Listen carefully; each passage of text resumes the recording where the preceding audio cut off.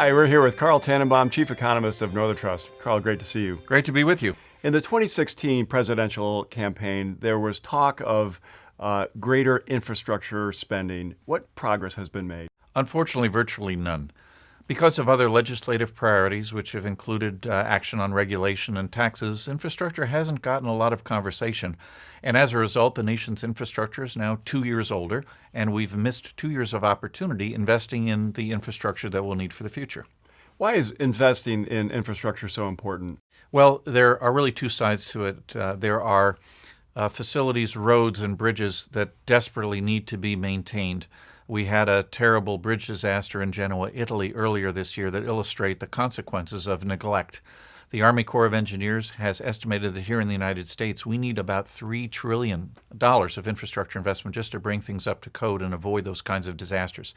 And on the other side, perhaps more positively, technology and the support for it are really going to drive our economy over the next 30 years. And if we don't have fast broadband and a modernized electric grid, which are both infrastructure concerns, we probably won't be as competitive as we'd like to be. What's been holding things up? Well, as I mentioned before, legislative priorities are one thing. In addition, our budget deficit has been growing quite a lot, so there isn't a lot of room for new spending initiatives to stay within some reasonable debt and deficit targets.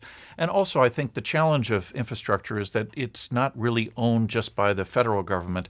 A variety of private groups, local and state governments are involved, and getting them all onto the same page to make progress here has been very difficult. If government spending is limited in this area, can private capital help?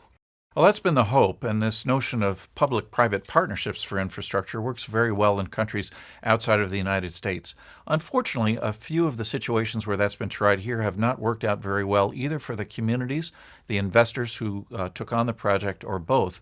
And as a result, there's a lot of skepticism on how broadly those can be applied here.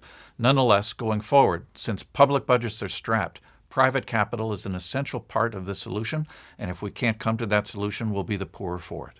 Carl, thanks for your views. My pleasure.